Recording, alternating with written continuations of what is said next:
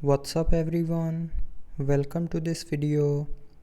In this video I will show you how to fix the GPS signal lost issue on your Redmi 13. So to fix this issue, first of all try updating the phone's software. So to do this, open settings. Now in settings tap on about phone.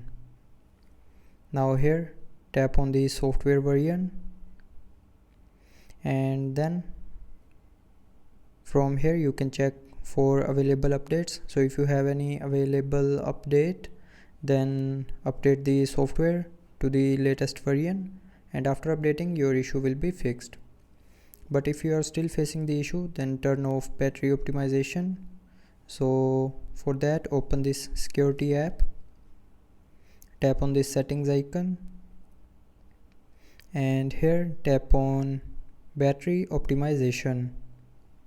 Now here you will see a speed up charging button. So to turn off battery optimization, tap on this button to turn it off, and after that the GPS signal issue will be fixed.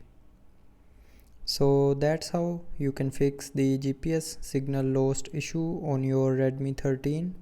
So I hope you liked the video. Thanks for watching.